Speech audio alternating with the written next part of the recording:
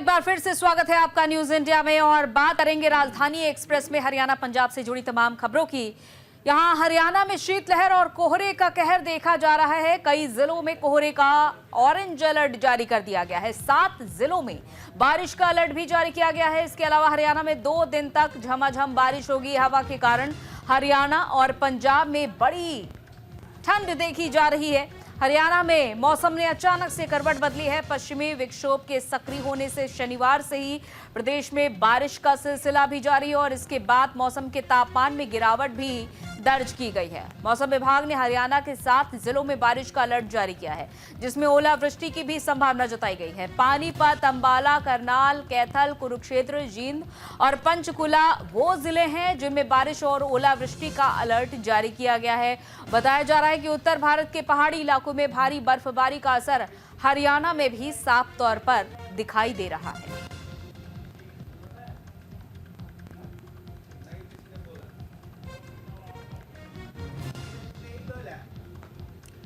तो 7 जिलों में बारिश का अलर्ट जारी किया गया है। शीतलहर और कोहरे का कहर देखा जा रहा है।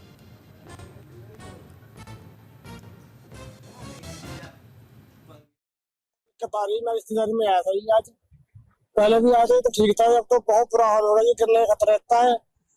पिछले पिछले ना मोटरसाइकिल बहुत औखे लेके आए काट के, लेडीज से बहुत जगह बहुत आना हो रही है। पीछे ही लोग बहुत ज्यादा दिक्कत हो रही है सर मैम, बहुत ज्यादा कीचड़ इतना है बहुत ज्यादा कि मोटरसाइकिल चल भी नहीं। 2 बार तो मेरे रास्ते में गिरी थी मोटरसाइकिल। नहीं, पहली बार पार कर चुके हैं अभी तो, पर इसका बहुत सामना करना पड़ रहा, बहुत दिक्कत का। रास्ते को पार करने है तो जी न देख लो कितनी दूर तय, पैदल पैदल थक लिए। 2 बार मोटरसाइकिल गिर ली, कम से कम 1-1.5 किलोमीटर पैदल पैदल आ गए। परेशानी तो इतनी हुई बहुत ज्यादा। जगह जगह कीचड़ है, पानी भर रहा, गारा हो रहा है। हम तो बुढ़े आदमी, वो भी पता कितनी दिक्कत में आ रही।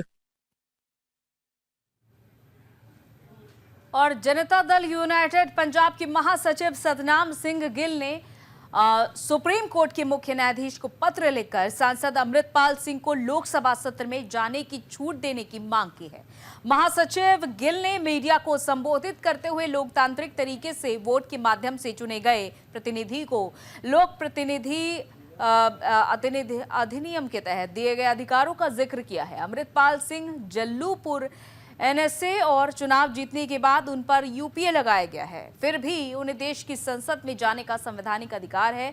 उन्होंने कहा है कि दोनों मामलों में अभी भी माननीय न्यायालय में विचाराधीन है और अमृतपाल सिंह को अभी तक दोनों में से किसी भी मामले में सजा नहीं सुनाई गई है। इधर बठिंडा सेंट्रल जेल में पुलिस का सर्च ऑपरेशन जारी है। बैरक नंबर 1 और 5 से 20 ग्राम हेरोइन बरामद की गई है। अज्ञात लोगों के खिलाफ केस दर्ज किया गया है। मामला सामने आया है और इसके बाद दोषियों के खिलाफ सख्त कार्रवाई भी की जाएगी।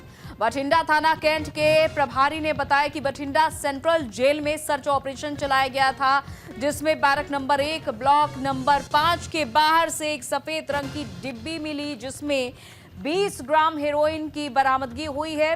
फिलहाल अज्ञात लोगों के खिलाफ मामला दर्ज कर बैरक में बंद कैदी के रिकॉर्ड चेक किए जा रहे हैं। मुकम्मल कार्रवाई के बाद दोषी के खिलाफ सख्त कार्रवाई की जाएगी।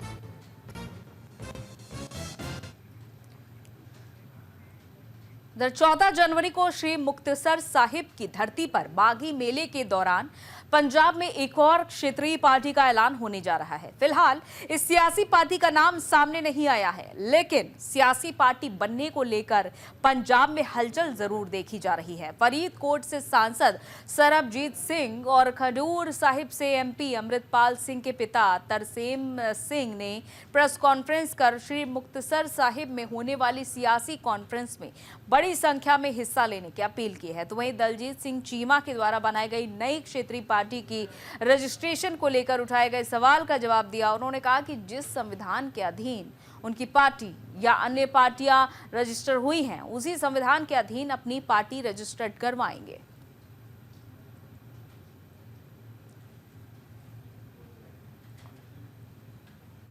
सानू सारिਆਂ ਨੂੰ पता ही है कि पंजाब नाल ਜਾਂ ਸਿੱਖ ਪੰਥ ਨਾਲ ਬਹੁਤ ਵੱਡੀ ਬੇਇਨਸਾਫੀ ਹੋ ਰਹੀ ਹੈ, ਬੜੇ ਚਿਰਾਂ ਤੋਂ ਹੋ ਰਹੀ ਹੈ, ਤੇ ਕੋਈ ਵੀ ਕਿਸੇ ਪਾਸੇ ਵੀ ਇਨਸਾਫ ਵਾਲੀ ਗੱਲ ਨਹੀਂ ਹੋ ਰਹੀ।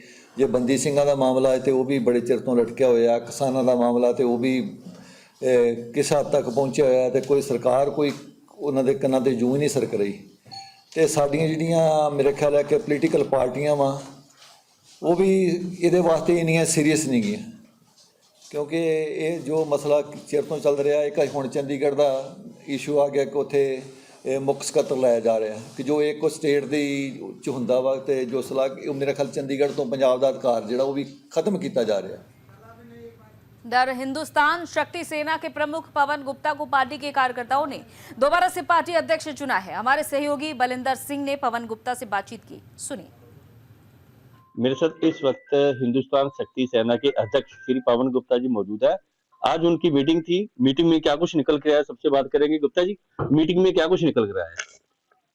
जैसा कि आज आप देख रहे हो, शिवसेना हिंदुस्तान की राजनीतिक शाखा हिंदुस्तान शक्ति सेना का आज राष्ट्रीय अधिवेशन था। 5 साल के जो ये कार्यकारिणी है उसका कार्यकाल पूरा हो गया था, और तो राष्ट्रीय अध्यक्ष सहित सभी पदाधिकारियों का चुनाव होना था। तो राष्ट्रीय जो कार्यकारिणी है उसको ये अधिकार है कि वो सर्वसम्मति से चुनाव कर सकते हैं। तो विभिन्न प्रदेशों से आए प्रतिनिधियों का ये सम्मेलन हुआ, और इस सम्मेलन में सभी ने सर्वसम्मति से मुझे एक बार दोबारा से 5 साल के लिए राष्ट्रीय अध्यक्ष चुना, और मैं आज हिंदुस्तान शक्ति सेना का सर्वसम्मति से राष्ट्रीय अध्यक्ष चुना गया हूं।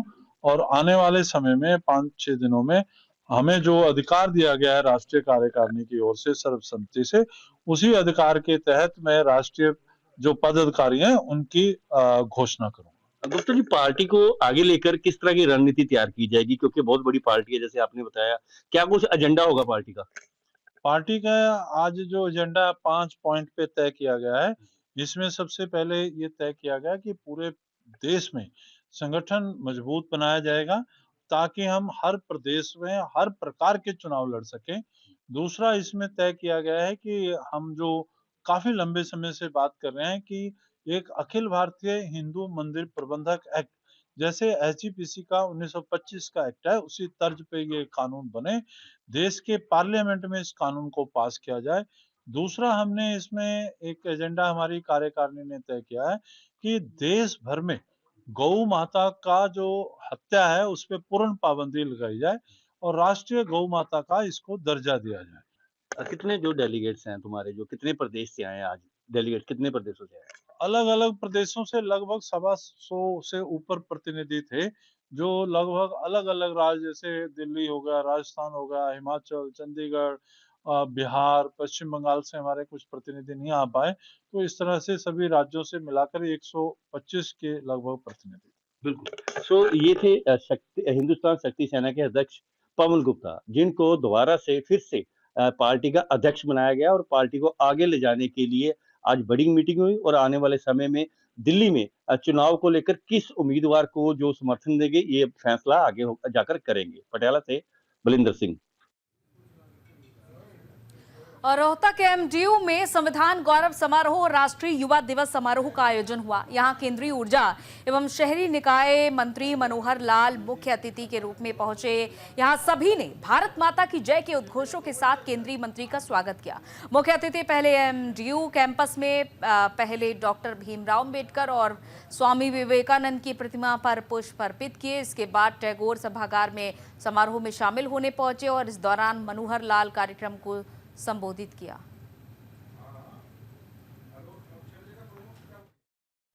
सरकारों से भी ज्यादा अगर किसी को श्रेय दिया जा सकता है तो किसी एक व्यक्ति को दिया जा सकता है, तो वो थे डॉक्टर अंबेडकर।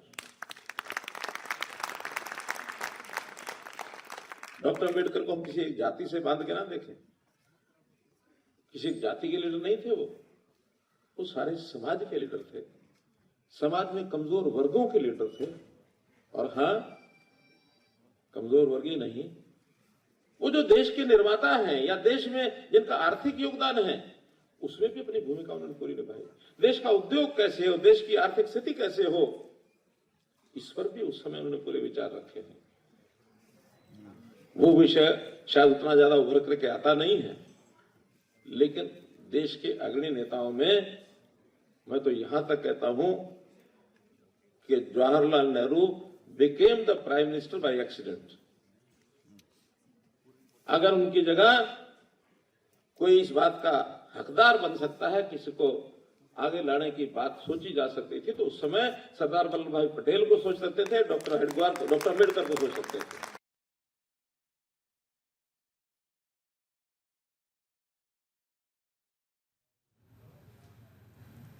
तो केंद्रीय मंत्री मनोहर लाल इस कार्यक्रम में शामिल हुए और युवाओं को संबोधित किया। राष्ट्रीय युवा दिवस समारोह का आयोजन हुआ। एक तरफ जहां प्रधानमंत्री नरेंद्र मोदी ने भी युवाओं को संबोधित किया आज, तो वहीं आज राष्ट्रीय युवा दिवस के मौके पर हरियाणा में भी कार्यक्रम का आयोजन हुआ और यहां पर केंद्रीय मंत्री मनोहर लाल नजर आए और उन्होंने युवाओं को संदेश दिए हैं।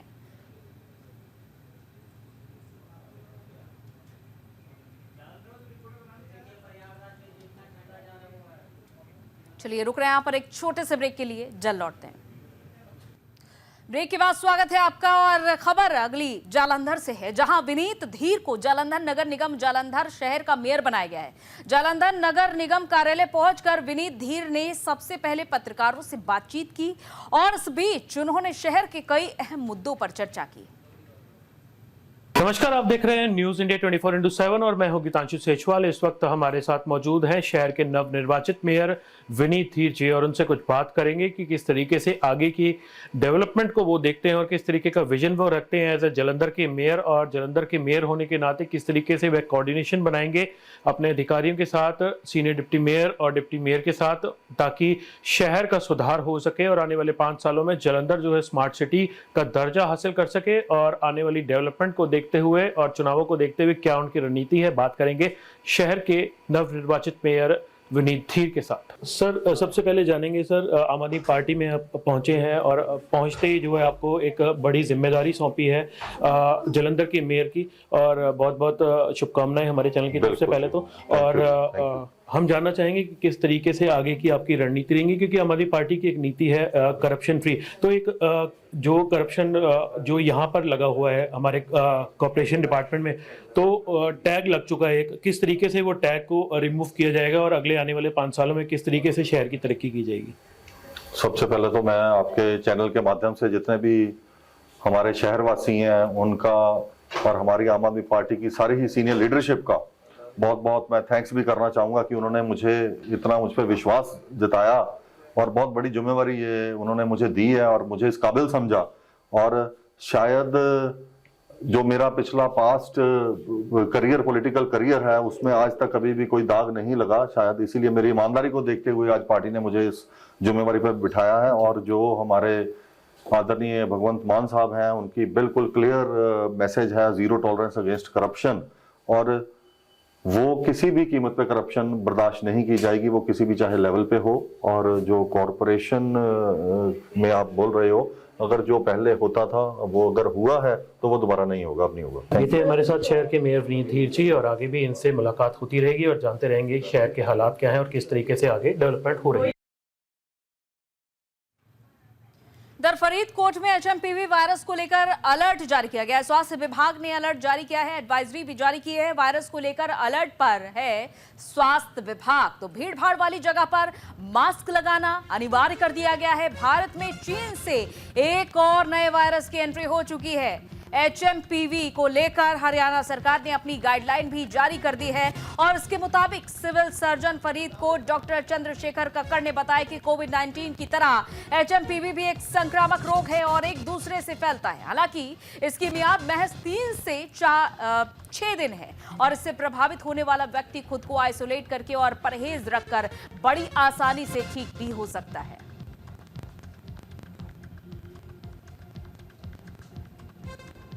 तो वायरस को लेकर अलर्ट जारी किया गया है। इधर स्वास्थ्य विभाग की ओर से भी एडवाइजरी जारी की गई है और भीड़ भाड़ वाली जगहों पर मास्क लगाना अनिवार्य होगा।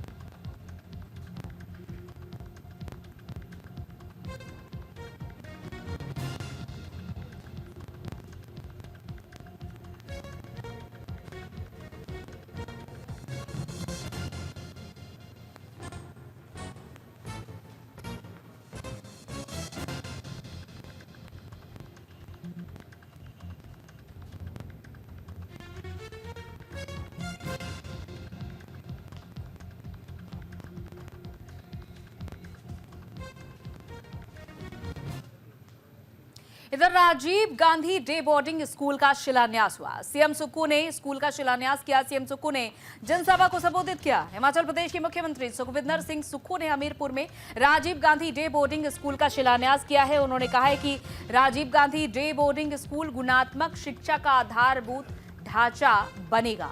तो सीएम सुक्खू ने जनसभा को इस दौरान संबोधित भी किया। Rajiv Gandhi day boarding school का उन्होंने शिलान्यास किया है।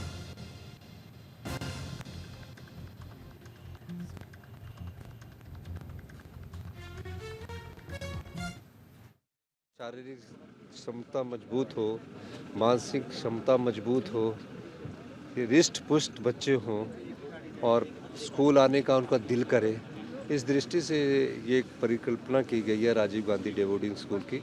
मुझे खुशी है कि यहाँ बहुत स्पीड से काम चल रहा है और 1 साल के भीतर ये स्कूल बनकर तैयार हो जाएगा। भोरंज का स्कूल बनकर तैयार हो जाएगा। ज्वालामुखी में काम शुरू हो चुका है, सब जगह काम शुरू हो चुका है, क्योंकि हम गुणात्मक शिक्षा पर ज़्यादा जोर दे रहे हैं।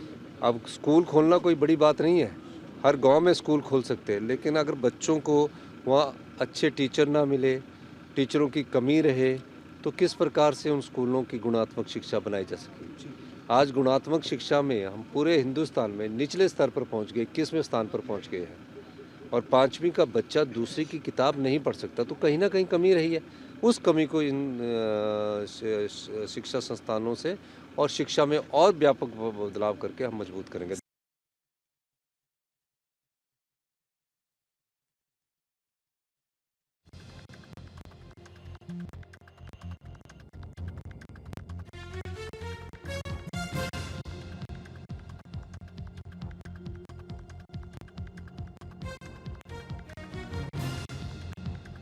गुणात्मक बदलाव हो, ये उद्देश्य है इस बोर्डिंग स्कूल के शिलान्यास का,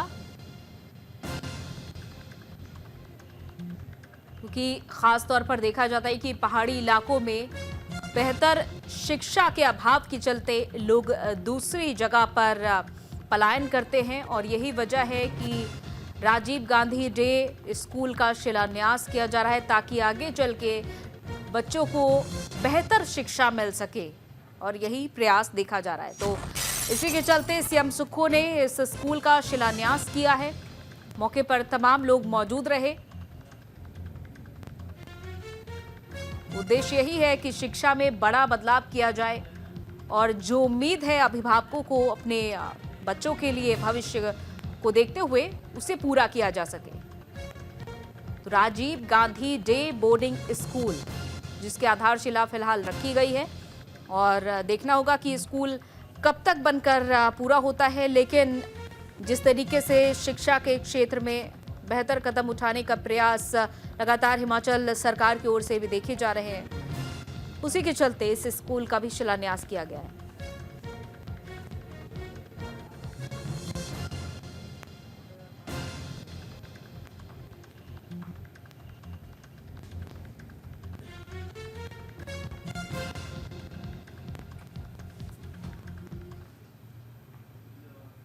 चलिए इसी के साथ राजधानी एक्सप्रेस में फिलहाल इतना ही। इजाजत दीजिए, नमस्कार।